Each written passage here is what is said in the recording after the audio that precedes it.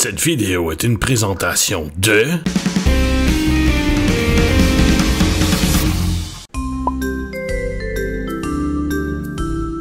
On est au Geekfest de Montréal avec Puissance Popcorn et Florence Morin, comment ça va? Ça va bien, Kevin, et toi? Oui, ça va très bien. Florence, j'ai rencontré au Comic-Con de Québec. Oui. Oui, c'est là que je t'ai rencontré. J'étais plus sûr. C'est 2 mois très actifs dernièrement. T'es écrivaine, mais t'es non seulement écrivaine, tu produis. Oui, je suis aussi entrepreneur, éditrice. écrivaine. Fait que tu gères un peu tout ça. C'est quoi les différentes étapes là-dedans? Il y a beaucoup de choses. Quand on écrit, d'abord, il faut des idées, c'est sûr. Ensuite, oui. on les envoie à quelqu'un d'autre. C'est sûr qu'en tant qu'écrivaine, c'est plus avantageux pour moi de me faire publier par une autre maison d'édition. Donc, mon plus récent livre, Machine et Machination, je l'ai envoyé aux éditions Sémaphore qui m'ont accepté puis qui m'ont publié. OK. Mais quand c'est moi qui ai le rôle d'éditrice, c'est moi qui reçois les manuscrits, c'est moi qui les lis, puis qui dit oui ou non, puis qui passe ensuite à travers tout le processus éditorial, qui est de la direction littéraire, d'abord pour voir si c'est cohérent au niveau du sens, puis ensuite plus de la direction au niveau de la révision. Fait que tu fais de l'édition, mais pas de tes propres livres. Ou t'en fais une partie? Une partie, parce que des fois, j'ai des concepts particuliers, puis il fallait que je le fasse à l'interne. Okay. Dans le cas des Trois Terres, par exemple, mon concept, c'est des séries littéraires. Donc, c'est des romans qui se lisent comme des séries télé, un épisode à la fois. Oui. Et comme on a commencé en numérique d'abord, donc moi, j'ai monté ma plateforme web et c'était vraiment un média qui était fait pour être sur l'ordinateur, le téléphone. Alors, il a fallu que je le fasse à l'interne, mais j'avais quand même quelqu'un qui passait la révision. OK. Qui n'était pas moi. Fait que des fois, tu passes par des maisons d'édition, des fois, tu les fais toi-même. Ça dépend du projet. Oui, exactement. Okay. Puis, l'édition, l'écriture d'un livre, ça, on va en parler un petit peu après, justement, parce que... On est une écrivaine quand même. Mais l'édition d'un livre, c'est quoi les différentes étapes, si on pourrait dire?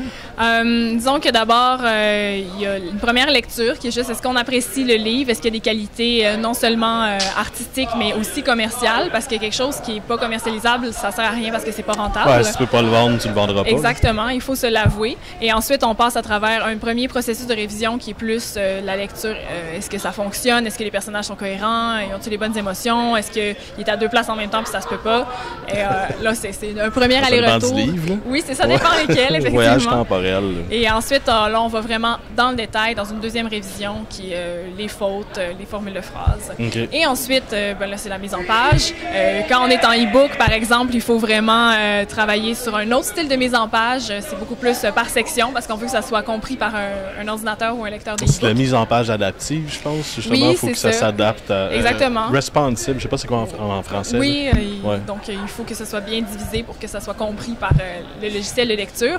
Okay. Et ensuite, on passe à l'impression. Donc, trouver le bon imprimeur qui va faire les quantités qu'on veut. Ensuite, il y a un processus de distribution qui varie beaucoup d'une maison d'édition à l'autre parce que quand on est un éditeur qui est plus gros, disons qu'on a des meilleurs moyens, les distributeurs, ils vont faire une partie du travail de distribuer nos livres.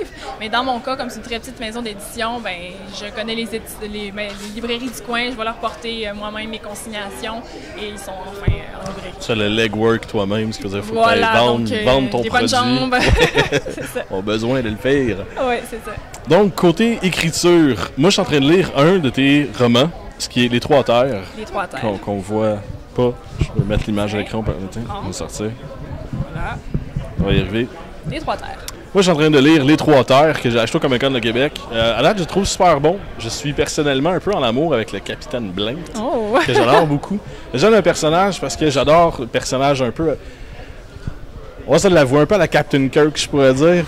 On pourrait dire. Une espèce de womanizer un peu caché. À date, j'ai pas fini le livre, j'ai pas eu le temps encore. Mais de ce que j'en lis à date, l'homme de carrière qui est très paternel avec son équipage. Oui, c'est ça. Qui veut avoir l'air bien dur, mais que dans le fond, il les aime bien. Ouais, c'est qui veut faire la bonne chose moralement, mais que ses ordres, c'est pas nécessairement la bonne chose. Puis... Qu'il y a une belle droiture d'esprit. Oui, c'est ça. Mais c'est un personnage que je trouve intéressant parce qu'il y a une profondeur en arrière. Fait que ça, je trouve ça vraiment le fun. Les autres personnages aussi sont super intéressants. Ils apparaissent peut-être un peu plus tard dans l'histoire. Oui, c'est ça. Je suis peut-être pas rendu là encore, mais en ce moment, le développement, je trouve que c'est pas mal sur le capitaine que j'aime beaucoup le personnage. J'arrive justement dans quelque chose d'intéressant, mais je suis pas volé le punch. Mais j'aime aussi tes méchants, les Hunt. Oui. À date, c'est des méchants. Je sais pas ce qui va se passer après. Oui, pour l'instant, c'est des méchants. Les Hunt, c'est une race extraterrestre qui est particulière parce qu'ils ne parlent pas. Oui. Ils n'entendent pas. Donc, leur processus de communication est inédit. On ne sait pas comment parler avec eux, ce qui fait qu'ils nous attaquent quand on les voit. Justement, les premiers chapitres du livre, ça se passe pas mal sur l'espèce de malfonctionnement de communication, je pourrais dire. Puis ça, je trouvais ça intéressant de voir, justement, parce que souvent dans la science-fiction, je trouve ça plate, les extraterrestres, on se comprend tous d'une shot, tout le monde parle anglais. J'ai toujours trouvé ça drôle, justement, qu'on arrive sur une nouvelle planète, puis ça tombe bien, ils parlent anglais. Ah ouais, écoute, un peu de Shakespeare de temps en temps, mais non, je trouve ça extrêmement bizarre. Et je trouvais ça cool que ce soit un autre moyen de communication, incompréhensible, puis totalement incompatible avec... C'est ça qui fait la peur aussi. Quand on comprend pas quelque chose, on en a peur, puis c'est ça qui donnait une meilleure... Puis je trouve ça le fun aussi, c'est expliqué, puis là, il va falloir que tu me fasses le cri qu'ils font. Oh mon Dieu, mais là, je peux pas le faire parce que j'ai pas de trompe, premièrement, parce que les Hunt, ils ont une trompe au milieu du visage, mais ça ressemblerait peut-être à Hunt, Hunt, Hunt, Hunt. OK. Dans ma tête. C'est bon, c'est bon. Ben, je trouve ça le fun parce que c'est justement, t'en fais mention dans le livre, c'est ce que nous, on entend. Oui. Mais c'est pas nécessairement, c'est parce que c'est la fréquence qu'on entend. C'est ça qu'on entend nous, mais ça fait pas partie de leur langage en tant que tel. Parce que notre spectre auditif, c'est sur une certaine fréquence. Donc, très limité, si ça dépasse la fréquence, ça se peut qu'on l'aperçoive pas. Ouais. Fait que je trouvais ça intéressant. Bref, des trois auteurs. Livre que, en ce moment, j'apprécie énormément. Oui. On verra plus tard. Je pense que oui aussi. Puis en plus des personnages, il y a quand même des réflexions à faire. C'est un peu un roman qui a une petite touche politique aussi, parce qu'on se retrouve dans un avenir où on a un grand État qui colonise les 3 planètes.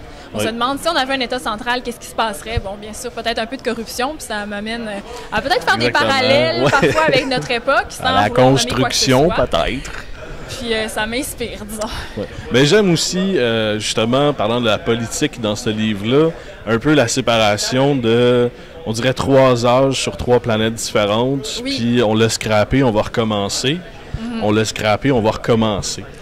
Exactement. Puis de voir que les gens vivent dans ces 3 époques différentes-là, je pourrais dire, ça, je trouve ça intéressant. Oui, on se demande s'il n'y a pas un cycle qui est répétitif. Puis ensuite, si on fait pas des nouvelles erreurs, comme la 3e planète Rénoven, un endroit où tout le monde a les yeux, les cheveux, la peau de la même couleur. Bon, peut-être que ça atténue les différences raciales, mais peut-être que ça cause d'autres problèmes que vous découvrirez. Exactement. Puis j'aime aussi ton système d'éducation, je pourrais dire, où il faut payer en année ton nombre d'études. Ça, je trouvais que c'est quand même une bonne idée. J'ai trouvé ça inspirant. Alors, nos personnages dans Les Trois Terres vont aux études, puis ils doivent rembourser le gouvernement en quelque sorte en travaillant gratuitement pour le gouvernement pour un nombre équivalent qu'ils ont fait, de leurs années d'études. Exactement. Ouais, ça, je trouvais ça le fun. En même temps, c'est un gain d'expérience. Fait que c'est quand même une formule que je trouve qui s'applique bien à la science-fiction. Puis ça donne... Moi, je pourrais dire ça. Ça donne place au développement, justement, parce que c'est une obligation, mais ça donne l'expérience pour ce qu'on t'a appris. Fait que je trouvais ça intéressant. En même temps, c'est contraignant. Puis là, ça nous amène à avoir, justement, le niveau de responsabilité qu'un citoyen peut avoir, son niveau d'obéissance versus son envie de liberté personnelle. Puis c'est justement toute la friction entre ces deux choses-là qui est intéressante dans le livre parce qu'on voit que la limite, à un moment donné, est franchie.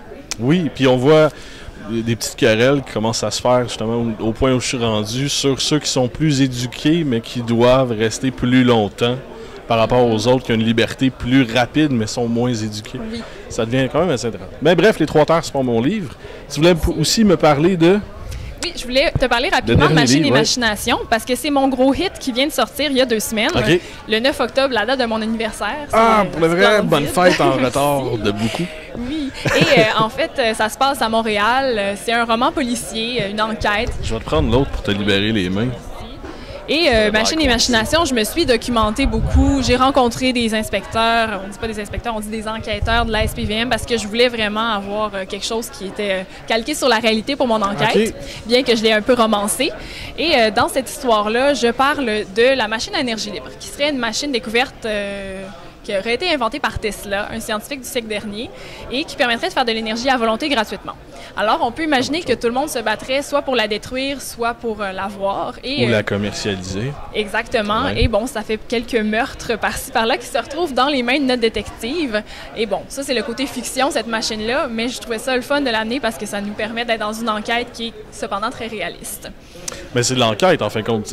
Oui, c'est vraiment l'enquête. C'est sûr que moi, je parle un petit peu de science à travers ça. Il y a le petit élément de conscience sociale, justement, comme qu'est-ce qu'on va faire pour remplacer le pétrole? Est-ce qu'il va nous falloir une machine magique qui n'existe pas jusqu'à ce jour ou est-ce qu'on va commencer à penser à quelque chose? OK. Puis, si on suit à vrai les personnages, comment ça pourrait se dérouler? Qu'est-ce qu'on peut retrouver un peu dans ce film-là? Oui, notre Martin Black, Martin Black, le détective, je dois l'admettre, me fait penser un peu à Bob Moran. OK. C'est-à-dire que c'est un beau gaillard avec les cheveux noirs. Mais c'est un peu par hasard, mais il fait du jiu-jitsu aussi. Mais ça, c'est parce que moi, j'ai fait des arts martiaux. Okay. Donc là, je voulais qu'il en fasse. Fait qu'il y a un peu de toi dans le personnage. Il y a un peu de moi aussi, quoique je n'ai pas autant de poils que lui, mais... Je le souhaite, en tout cas. Es-tu pris dans des conspirations? Oh là là!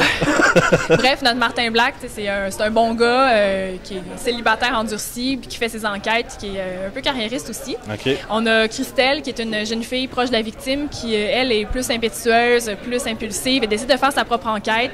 C'est une artiste de rue, elle fait des tags. Je l'amène justement dans les rues de Montréal pour faire des graffitis. Et elle aime la danse, le hip-hop. Donc, c'est un peu vraiment plus libertin comme personnage. Oui, un personnage qui est plus coloré, puis qui suit pas les règles, puis ça nous amène dans des situations parfois dangereuses. C'est deux extrêmes, je pourrais dire. C'est quand même assez... Dire ça. Ouais. Puis tu as aussi plusieurs petits... Là, je vois qu'il y en a un troisième. Je te sers de table. Et voilà. Alors, ça, c'est le concept de ma compagnie Lecteur en série. C'est en fait des pochettes d'activation de livres numériques. Donc, à l'intérieur de ça, il y a un code d'activation. Quand les gens s'en procurent une, ils vont en ligne, mettre le code d'activation, puis ils reçoivent dans leur boîte courriel le format numérique en EPUB ou en PDF, qu'ils peuvent mettre sur leur appareil de lecture, que ce soit le téléphone. Fait même pas à se déplacer. Non, c'est ça. Et pourquoi je voulais faire ça en pochette, c'est que les gens aiment ça avoir quelque chose de physique qu'ils peuvent mettre sur leur frigo et quand même regarder les couleurs, c'est attirant. Et le problème du livre numérique, c'est que c'est immatériel. Donc, on t'as jamais rien en arrière de ça, ouais. C'est ça. Alors, ça, c'était le concept initialement. Les gens peuvent se le procurer soit un chapitre à la fois, pour ceux qui aiment le concept de série littéraire, donc suivre peut-être comme des épisodes de télé, ou en un seul morceau pour ceux qui sont pas assez patients pour attendre jusqu'à la fin. Puis je sais aussi que tu as un autre livre, là, on a parlé d'un roman policier, de la science-fiction, tu as un autre livre aussi qui est un peu plus dans l'horreur. C'est pas vraiment de l'horreur, c'est... Non? C'est pas l'affaire sanglant, là. C'est quoi? Ah, ça dans mes... En fait, ça, c'est un de mes auteurs. Ça fait partie de ça, OK. Oui, donc ça, c'est un de mes auteurs. Donc, lui, j'ai été éditrice dans ce livre-là. OK. C'est une comédie policière. Comédie policière, voilà. Je m'excuse, je me suis trompé. Oui, c'est un genre qui est bien particulier. On est quand même dans une enquête de police, mais qui est loufoque. Alors, il y a des choses qui n'ont pas de bon sens. C'est un gars qui se fait passer pour un médium. Il prévoit qu'il y a plein de meurtres qui vont se produire en réalité. Ce qui fait que la police trouve ça louche. Il commence à le poursuivre. Le gars, il se met à sauver. Puis là, il comprend pas, je suis un médium ou pas. Fait que c'est quand même loufoque. Il y a le petit côté ésotérique à la Dan Brown, avec les cartes de tarot, les temples anciens. Donc, c'est vraiment un livre qui est le fun, on rigole. Vraiment, l'auteur, Jean Paquin, un gars de Montréal, il a une très bonne écriture qui nous tient réveillés puis qui est toujours en train de mettre une réplique loufoque. Cool. C'est toi qui fais l'édition de ça? Oui, ça, on a fait la révision. Donc, c'est moi qui fais la version numérique. OK. Puis tout ça, on peut retrouver ça où? On peut le retrouver sur lecteurensérie.com. Lecteurensérie.com. C'est facile de s'en rappeler, tout collé, pas d'espace, pas de S à lecteur. Et on peut prendre, comme je disais, un chapitre à la fois ou tout le roman, si on n'est pas capable d'attendre. Puis on peut retrouver tous tes livres là-dessus? Les livres, on peut les commander effectivement en ligne. Machine et machination, cependant, il vaut mieux aller en librairie, hein, puisqu'il est en librairie, c'est le fun. Il faut le demander parce que je suis pas sur le piédestal en avant, mais à force de me demander, je vais y être. Éventuellement. Allez demander 15 fois dans la même journée. Exactement. Faut le mettre en avant. Concentrez-vous, allez tous à la même place. On se ramasse 60 au Renaud-Bré. Et voilà. C'est les éditions Sémaphore qui l'ont produit. Donc, il est aussi sur leur site, les éditions Sémaphore. Puis si on a quelques questions à te proposer ou toi, personnellement, si on voulait te jaser de tes livres, on peut te retrouver où? Sur Facebook, Florence Morin, auteur. J'ai ma page, je prends mes messages. Sinon, je te vois beaucoup en convention. Est-ce que tu as des prochaines conventions en vue? Exposine la semaine prochaine. OK. Ah, c'est la semaine prochaine. C'est déjà la semaine prochaine. Donc, je vais être là. Ensuite, c'est des petits événements de quartier. Mais je pense que décembre, c'est plus tranquille. Puis on va reprendre ensuite. Fait que l'année prochaine... Fait qu'allez la suivre sur Facebook. J'imagine que tu annonces tes événements d'avance sur Facebook. Je les annonce, effectivement. Effectivement. Donc, allez suivre Florence Morin sur Facebook. Merci beaucoup. Merci, Kevin. Bonne journée.